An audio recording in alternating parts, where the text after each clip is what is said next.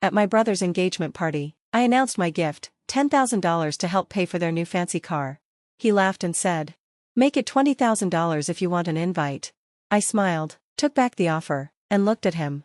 "Start packing, you have 30 days, I said, handing him an official letter in front of 40 people. "Really, Mike?" He laughed loudly, breaking the quiet buzz of the room. "Make it $20,000 if you want an invite," he repeated. The room laughed with him, our cousins, his fiancée's friends. I felt my face get hot, I felt embarrassed. But I didn't show it. I smiled, the same fake smile I'd worn for years. Just moments earlier, I had announced the $10,000 gift. It was a big gift, I had saved up for it, I wanted to be supportive. But to Mike, kindness meant power, he always looked for an advantage. His fiancée, Sarah, touched his arm and giggled nervously. "Oh Mike, stop, he's joking," she whispered. But he wasn't joking, his eyes showed it. Across the room, my dad raised his glass. "That's right, Danny boy always trying to buy his way in, some things never change." He smiled wide, but his eyes were cold. My mom just stared at the table, pretending she didn't hear. She was good at pretending. That heavy feeling came back, the one I'd felt for years. I had paid their bills when Dad lost his job, helped Mom with her medical costs, given Mike money during college. I was always the one who fixed things, the one who paid, the fool. But not tonight. I cleared my throat and kept my voice steady. "You're right, Mike, 10,000 isn't enough." I pulled out my phone, pressed a few buttons, and looked up at him. So I cancelled it. The room went silent. Mike's smile faded, his laugh stopped. His friends looked around, confused. What?" he said, his voice shaky. I cancelled the payment. Behind me, a big screen was set up for a slideshow, but I had other plans. I tapped my phone, and the screen lit up. Text messages from Mike appeared. "I don't even want him here, but Mom's making me invite him. Don't worry, once he pays for the car, we'll just ghost him again. Honestly, he's pathetic, I'd feel bad, but free money, right?" The room was silent, but it felt heavy. Mike turned pale. Sarah let go of his arm, staring at the screen. People started whispering, then everything went quiet again. "Matthew," my mom whispered, trying to stop me. But I didn't stop, not this time. I stepped forward so everyone could hear me. "Mike, I'm done being your wallet, I'm done being used." I pulled a white envelope from my jacket. "This is your eviction notice, you and Sarah have 30 days to move out of my apartment." Mike looked shocked. You can't do this." "I can, and I just did." I placed the envelope on the table, next to their untouched champagne glasses. "Congrats on the engagement," I said, my voice sharp. "But this is the last time you take advantage of me." Then I turned and walked out, leaving 40 people in stunned silence. Their perfect night? Ruined. I wish I could say everything ended after the engagement party. That I walked away and they stayed quiet, feeling ashamed about the truth I revealed. But my family isn't like that. They don't go away. They come back, angry and louder. The next morning, my phone buzzed before I was even out of bed. A message from my mom. "How could you embarrass us like that? We're family, Matthew." I didn't reply. 10 minutes later. "Your brother is heartbroken. Sarah's family is furious. You need to apologize, fix this." By the time I was making coffee, my phone was full of missed calls and angry texts, mostly from Mike. "You ruined everything. You're a jealous little snake. I'll never forgive you." I didn't say anything. And that made them angrier. So they took it online. My mom posted on Facebook. "Family isn't about blood, it's about loyalty. Some people need to remember that." People commented, cousins, aunts, uncles. Only one person asked what really happened. That comment got deleted fast. Then Mike's friends got involved. His best friend posted. "Some people just can't stand to see others happy, sad." Sarah, Mike's fiancée, wasn't quiet either. She posted a picture of herself crying with the caption, "Betrayal hurts the most when it comes from your own family." I stared at my phone, feeling a cold anger grow inside me. But I didn't answer. Not yet. That night, I got a call. The number looked familiar. It was Tom, Sarah's brother. We hadn't talked in years, but we were always polite. I picked up. "Matthew," he said, sounding serious, "I need to know the truth, about Mike, about what really happened." I told him everything. The money, the texts. How Mike made fun of me and used me behind my back. Tom was quiet for a second. "I knew it," he said. "I knew something was off. Sarah's been protecting him, but I've seen messages too, he's been hitting on her bridesmaids." I held the phone tighter. Are you serious? Dead serious, he said. I'm done watching Sarah get hurt. I'm telling her everything. I didn't try to stop him. But I wasn't ready for what happened next. The next day, Sarah's Instagram was gone. Her profile picture was blank. Her Facebook, deleted.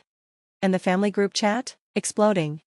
Mom, Matthew, what did you do? Sarah broke off the engagement. Dad, you've gone too far. You ruined your brother's life. Mike, you're nothing but a fraud. I'll make you pay for this. But I didn't ruin Mike's life. He did. And I had the proof. I opened my laptop and logged into the cloud account linked to the camera in my apartment, the one Mike and Sarah were living in. Mike didn't know it was still running. I found the clip quickly. Mike sitting in the living room, laughing with friends. A whiskey bottle in his hand. Matthew is way too trusting, he said, slurring. He thinks he's the good big brother, paying for everything. The guy's pathetic. One friend laughed. He's not gonna find out you spent the rent money on that watch, right? Mike grinned. Even if he does, he'll give me some boring lecture and pay it off again. He always does. I downloaded the video. Made a backup. Then I opened my receipts folder. Payments I made for rent, bills, loans. Over $40,000 in total. I put everything together, screenshots of texts, bank records, and the video. It wasn't revenge. It was the truth. I was done pretending. My phone buzzed again. Dad, you think you're some kind of hero? You think you're better than us? For the first time in years, I smiled. I opened Facebook. Started typing. Family isn't about loyalty, it's about respect, and respect is earned. Then I uploaded the video. Screenshots. Proof. I clicked post. Then I waited. Within minutes, comments started flying in. Relatives tagging each other. Friends messaging me. Some shocked. Some supportive. And then I saw it. Tom liked the post. And he left a comment. You did the right thing. They needed to face the truth. But my family? They exploded. Mom called, yelling so loud I had to hold the phone away from my ear. How could you do this to your own brother? Dad sent a text full of rage and bad spelling. Take it down or I'll make sure you regret this. And Mike? He kept calling over and over. When I didn't pick up, he sent one last message. You think this is over? You have no idea how far I'll go. I leaned back in my chair. I felt calm. They wanted a war. They didn't know I was ready for one. I had just finished reading my dad's angry text when my phone rang again. Mom's name popped up. I almost didn't answer, but a part of me needed to hear if she was still pretending. Matthew, she said, her voice softer than usual. Can we just talk? Just us. I sighed. That old, heavy feeling returned. Talk about what? How I'm the villain now. How I ruined Mike's life.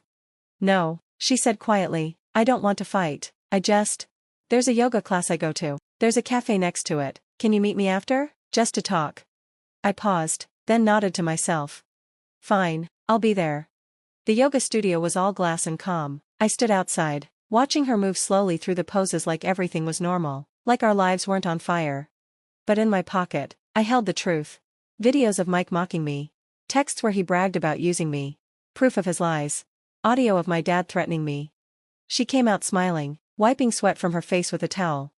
Thanks for coming. We walked to the cafe next door. It was quiet, clean, full of plants and soft music.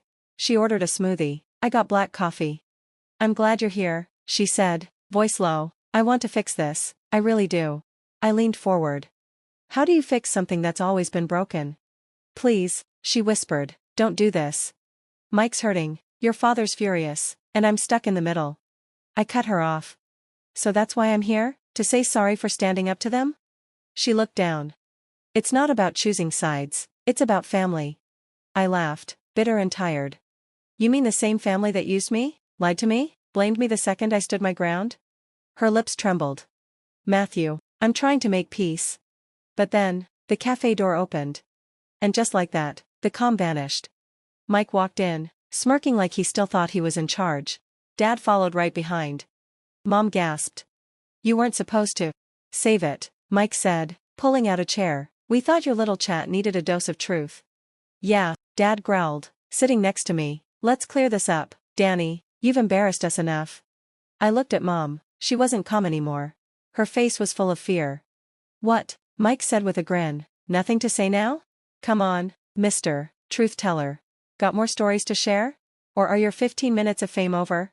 I took a sip of my coffee. It was hot, bitter. But I stayed calm. Like the story where you bragged about using me, I said, or when you told Sarah's friends she was too dumb to notice what you were doing. Mike's cocky smile faded, but he didn't back off. Shut up, no one believes your lies. I don't care who believes me, I said quietly but firmly, I care about the truth. Dad leaned in, his voice low and angry. You're a selfish little brat who turned on your own family. You think you're better than us? I think I'm done playing your games. Games? Mike laughed. You've always been a joke, just a sad guy trying to buy respect. I smiled. A joke. I pulled out my phone, tapped a few buttons. The big screen in the cafe, usually showing yoga videos, lit up. Mike's voice filled the room. Matthew is so clueless. He thinks helping us means we care. It's honestly pathetic. The whole cafe went quiet. People turned to look. Mom covered her mouth, shocked. The video kept playing. Mike was in my apartment, laughing with his friends. And Sarah? She actually thinks I love her. Please, I've already got 2 of her bridesmaids lined up. Mike rushed toward me, red with anger. Turn that off. Don't touch me, I said calmly. I brought up the next file, screenshots of his texts. Messages where he called me his walking wallet, where he laughed about how I paid for his car, his rent, everything. Lies, Mike shouted. You faked that. I didn't fake anything. Then I played the audio of Dad's voice. He's weak, just push a little, and he'll fold, he always does. Dad froze, pale. You recorded me? No, but you don't know how phones work. Mom reached out, crying. Matthew, please stop. But I wasn't finished. I looked at Mike. You think you're smart? You're a coward who can't own his words. Then at Dad. You only ever cared about control, but that ends now. Then at Mom. And you? You never once stood up for me. She cried harder. Please, stop. But the truth was already out. Mike yelled. You'll regret this, you only care about yourself. He stepped closer, but the cafe manager came between us. Sir, you need to leave. Mike shouted, trying to fight, but the manager didn't budge. Dad stood up too, but he was shaky. This isn't how family treats each other. No, I said, this is how you treat people who hurt you, even if they're family. I put on my coat and walked out. I didn't look back. The cold air outside hit my face, sharp and fresh. For the first time in years, I felt like I could breathe. When I got home, the silence was peaceful. No yelling, no texts full of guilt. Just the sound of rain tapping on the window. Then my phone started buzzing. Dad, you've ruined the family, this is your fault. Mom, please, Matthew, he's your brother, let it go. Mike, you're a coward, this isn't over. I sat back and sipped my cold coffee, feeling calm. They were right, it wasn't over. But it would be. I grabbed my laptop and opened the folder where I kept everything, bank statements, texts, audio, the video of Mike laughing about how I paid for everything. I knew what to do next. An hour later, I sat across from Sarah, my old friend from college, now a top lawyer. She looked through the files, her face going from confused to shocked to angry. This is solid, she said, we can sue them, fraud, emotional abuse, financial harm. Good, I said, I want my money back. The lawsuit hit hard. Mom called first, panicked. Matthew, please, we're family. No, family doesn't lie and steal, I said and hung up. Then Dad tried his usual threats. You're suing your own blood? The judge will laugh. He won't, I said, because I'm going to win. Mike tried to make a deal. Fine, I'll pay you back, just drop it. I laughed. With what money? The watches? The car you couldn't afford? His silence told me everything. In court, the truth hit like a hammer. Sarah laid out everything, the money I gave them, the things they said, the lies they told. The video played on the screen. Mike squirmed, his face was pale. Mom cried quietly in the back. Dad stared straight ahead, jaw tight. Mike's lawyer tried to say I gave the money willingly. Sarah shook her head. No, this wasn't kindness, it was manipulation, this was fraud. Then I played the audio of Dad's voice. Just push him enough and he'll give in. The judge's face turned serious. The gavel dropped. I rule in favor of the plaintiff. Michael Connor must repay $43,000 plus damages. This was a clear abuse of trust. Mike looked stunned, his mouth moved, but no words came. Dad's hands clenched the edge of his chair. I stood up, lighter than I'd felt in years. I was finally free. The fallout happened fast. Mike tried calling me, saying he wanted to fix things. He offered to pay me back in small amounts. I blocked him. My dad left me a voicemail. yelling and calling me a traitor and a disgrace. I deleted it before it finished. Then my mom came to my door, crying and banging on it. "Matthew, please," she begged, "let's talk, we can fix this." I looked at her through the peephole, her voice full of pain. And then I walked away. They tried to turn the rest of the family against me. A few cousins messaged me, saying I should think twice about what I was doing. I didn't answer. Later, I heard Mike had to sell his fancy car, the one Sarah's family helped pay for, just to cover part of the money he owed me. Dad tried taking money from his retirement fund to help, but it wasn't enough. They even went to court and claimed they were struggling with money, trying to lower how much they had to pay me. My lawyer shut that down fast. "Your son supported you while you disrespected him," she told the court, "now it's time you paid him back." A month later, the first payment showed up in my bank account. It was automatic, cold, distant. But each dollar reminded me that I was taking my power back. I didn't waste the money.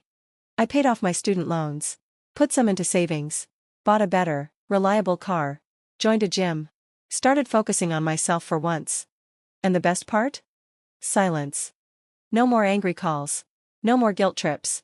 No more pretending I was the problem. One day, I saw Sarah, Mike's ex, at a cafe. She smiled and waved me over. "I'm sorry," she said softly, her voice kind but sad. "You don't owe me anything," I said. We talked for a while. She told me she'd left Mike for good and was starting over. I said I was doing the same. But when I walked away, a strange sadness settled in my chest. Winning didn't feel like a celebration. It felt like I'd lost a part of myself, one I had tried hard to protect.